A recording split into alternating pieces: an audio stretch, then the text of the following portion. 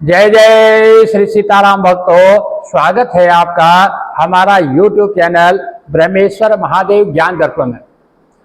भक्तों, आज हम चर्चा करने वाले हैं आषाढ़ मास में जो पूर्णिमा तिथि आती है, जिसको व्यास पूजा या गुरु पूर्णिमा के नाम से जाना जाता है। वो पूर्णिमा जो है कब पड़ने वाली है, उसका महत्व क्या है, गुरु पूजा उसमें क्या उसमें हमें करना चाहिए, उसके बारे में हम विस्तार से बताने वाले हैं। भक्तों, यदि आप हमारे इस चैनल पर नए हैं, अभी तक आपने हमारे इस चैनल ब्रह्मेश्वर महादेव ज्ञान दर्पण को सब्सक्राइब नहीं किया, सब्सक्राइब कर लीजिएगा। वीडियो आपको अच्छी लगे इसको लाइक कीजिए, ज्यादा से ज्यादा लोगों को शेयर कीजिएगा। भक्तों, पूर्णिमा का मतलब होता है जब किसी महीने की जब महीना पूर्ण होता है, हमारे हिंदू कैलेंडर के हिसाब से जब महीना पूर्ण होता है तो उसको पूर्णमासी कहते हैं। तो इस प्रकार से जो हमारा हिंदू कैलेंडर के हिसाब से 15 दिन कृष्ण पक्ष के और 15 दिन जो है शुक्ल पक्ष के होते हैं। और इस प्रकार से जो है जब 30 दिन का जब महीना होता है तो उसको जो है पूर्णिमा उस दिन जो पूर्ण होता है तो पूर्णिमा उस दिन आती है।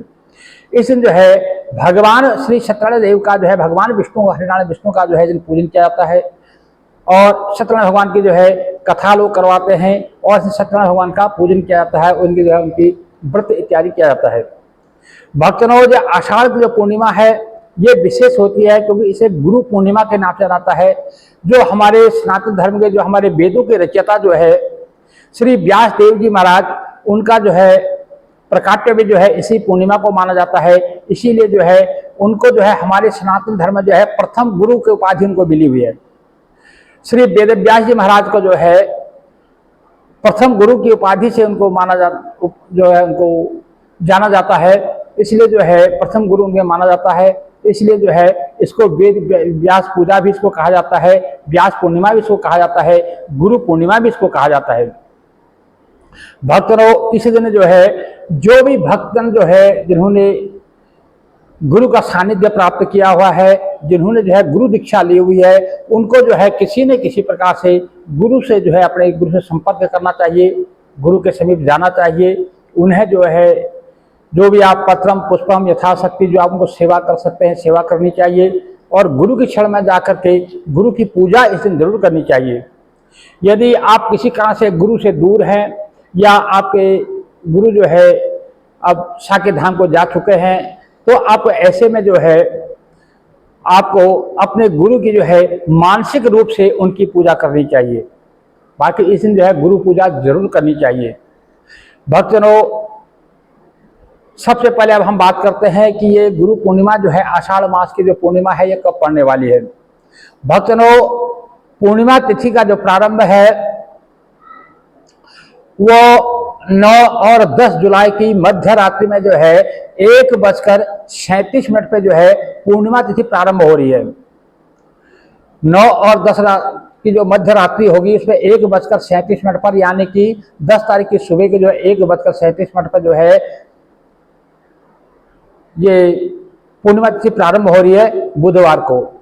और 10 तारीख को जो है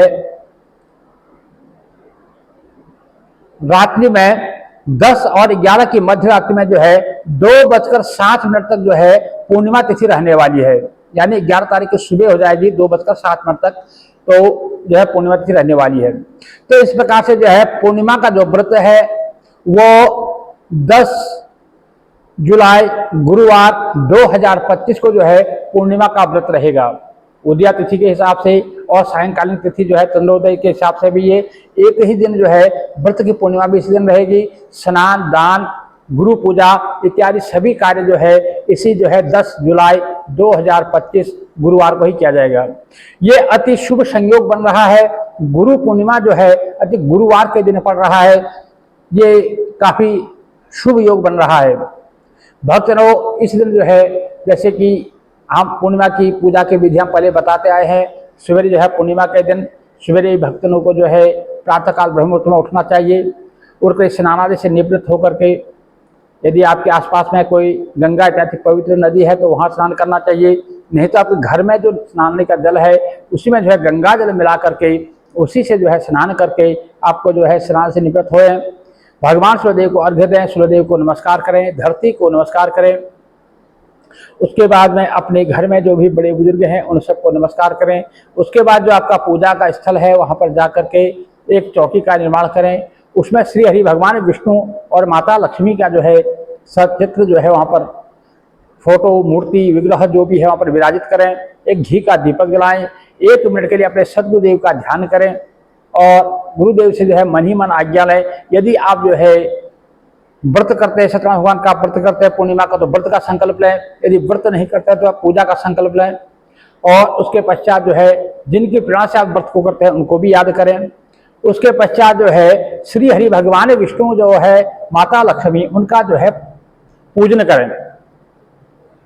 भक्तों उनको जो है स्नान करवाएं और स्नान कराने के पश्चात यदि मूर्ति है तो अभिषेक कराएं और उनको जो है अंग प्रोक्षण करें, चंदन लगाएं, माला पहनाएं और उनको जो है जनेऊ पहनाएं और सुंदर जो है सुगंधित पुष्प उनको अर्पित करें और उनको भोग अर्पण करें। और भोग जो भी आप अर्पण करते हैं, पंचमेवा, पंच मिठाई, शर्करा इत्यादि जो भी आपके पास उपलब्ध है, यथाशक्ति आप उनको भोग अर्पण करें। भोग में तुलसी दल जरूर मिश्रित करें। बिना तुलसी दल के जो है भगवान श्री हरि विष्णु को जो है भोग अर्पण नहीं किया जाता है। लेकिन याद रखें, मैं बार बार कहता हूँ, पूर्णिमा के दिन, एकादशी के दिन और रविवार के दिन जो है तुलसी तोड़ी नहीं जाती है, इसलिए तुलसी का चयन जो है 1 दिन पहले कर लिया जाता है। तो इस प्रकार से 1 दिन पहले जो है तुलसी का चयन किया कर लें और जो है जब भगवान को भोग लगाएं तो उसमें तुलसी दल जरूर डालें। और उसके पश्चात उनको कदली फल भगवान श्री हरि विष्णु को अति प्रिय है, केले का फल चढ़ाएं और जो ऋतु फल है ऋतु फल चढ़ाएं और पान का जोड़ा उनको चढ़ाएं और जो है द्रव्य दक्षिणा यथाशक्ति उनको द्रव्य दक्षिणा उनको चढ़ाएं। इस प्रकार से उनका पूजन करें। तो पूजन करने के पश्चात आप जो है विष्णु सहस्त्र नाम का पाठ कर सकते हैं या गोपाल सहस्त्र नाम का पाठ कर सकते हैं और सत्यनारायण भगवान की कथा आप सुनिए, या तो आप घर में अपने पंडित जी को बुला के कथा करवाइए, सुनिए, और या फिर आप स्वयं भी कथा पढ़ करके सुन सकते हैं। और इस प्रकार से उनका पूजन करें, उनकी आरती करें और नाना प्रकार के जो है स्तुति के द्वारा उनका पूजन करें। इसमें जो है साथ में ये तो जो है हम सभी पूर्णिमा करते हैं, इसमें खास जो है भगवान वेदव्यास जी का भी सब पूजन किया जाता है। भगवान वेदव्यास जो है भगवान विष्णु का ही अवतार जो है प्रकाट्य उनको प्रकाट्य है, भगवान विष्णु का ही अवतार वेदव्यास जी है, जो हमें प्रथम गुरु के नाम से जाना जाता है। वेदों का प्रादुर्भाव जो है उन्हीं के द्वारा किया गया है, इसलिए उनको जो है प्रथम गुरु की उपाधि उनको दी जाती है। और उनको भी जो है उनका भी जो है स्नान करा करके उनको धूप दीप नैवेद्य इत्यादि चढ़ा करके पंचकोचार या षोडशोपचार उनका पूजन करना चाहिए। और उनकी जो है पूजा अर्चना करने के पश्चात जो भी आपको गुरु मंत्र प्राप्त है, अपने गुरु जी का ध्यान करते हुए गुरु जी का पूजन करें। यदि आपके गुरु जी समक्ष हैं तो गुरु जी का पूजन कीजिए, यदि आप गुरु जी से दूर हैं तो मानसिक रूप से गुरु जी का पूजन करें। और उसके पश्चात जो है आपको गुरु मंत्र का जो है ज्यादा से ज्यादा आज के दिन जाप करना है और गुरु मंत्र का जाप करें। और इस प्रकार से भगवान की पूजा सेवा अर्चना करने के पश्चात यदि आप व्रती हैं तो सारा दिन व्रती रहेंगे। यदि आप भोजन करते हैं, व्रत लेने में असमर्थ हैं, तो आप जो है सात्विक भोजन लें, मतलब जैसे तामसिक भोजनों से परहेज करें, सात्विक भोजन लें। और सारा दिन जो है राम राम कृष्ण कृष्ण राम राम कृष्ण कृष्ण जरूर बिताएं। भक्तों इस दिन जो है तुलसी की सेवा जरूर करें, तुलसी को जल दें, तुलसी की पूजा करें, तुलसी पर दीपदान करें। भक्तों इस प्रकार से जब सुबह की पूजा करने के पश्चात सायंकाल को भी जो है सायंकाल के समय फिर जो है भगवान श्री हरि विष्णु का उसी प्रकार से पूजन करें।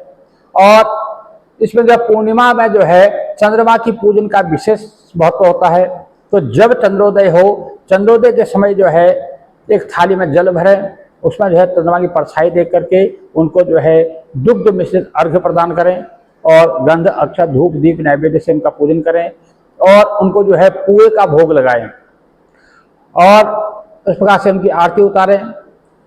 और जो भी आपके मन में कामना है वो कामना उनके आगे रखें, उनसे जो है अपनी कामना के लिए जो है जिस कामना से आपने व्रत किया है वो कामना उनके समक्ष रखें।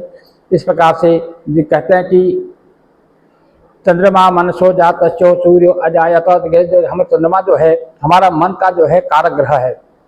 तो इसलिए जो है जिनका मन चंचल रहता है, जिनका मन जो है स्थिर नहीं रहता, या किसी कारोबार में जिनका मन नहीं लगता है, या पढ़ाई लिखाई में जिनका मन नहीं लगता है, उनको जो है पूर्णिमा का अथवा जो है गणेश चतुर्थी का व्रत जरूर करना चाहिए और चंद्रमा की पूजन करना चाहिए।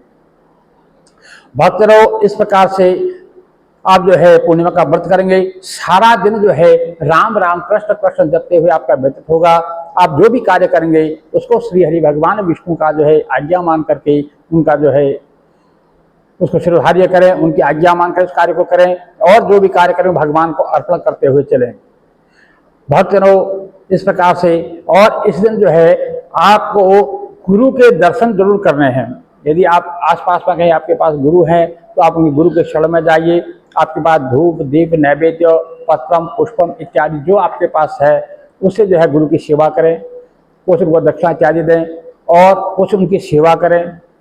और यदि गुरु आपके समक्ष नहीं है तो मानसिक रूप से जो है गुरु की सेवा करनी चाहिए। और जिन लोगों के पास उनको अभी गुरु दीक्षा नहीं ली हुई है, और उनको भी जो है किसी न किसी जो है साधु संत या ब्राह्मणों की जो है सेवा करनी चाहिए, क्योंकि संतों की सेवा से ही जो है भगवत प्राप्ति होती है। क्योंकि बिना संतों के शरण में बैठे हुए भगवान का जो है ज्ञान नहीं हो सकता है। बिन सत्संग विवेक नहीं, तेहि बिन द्रवहि न राम। जब तक जो है आप सत्संग नहीं करेंगे तब तक जो है आपके जो है बुद्धि का विवेक का जो है विकास नहीं होता, और जब तक हमारी बुद्धि में जो है विवेक नहीं आता तब तक जो है भगवान श्री रामचंद्र जी यानी कि भगवान के जो है हमें दर्शन नहीं हो पाते हैं। तो इस प्रकार से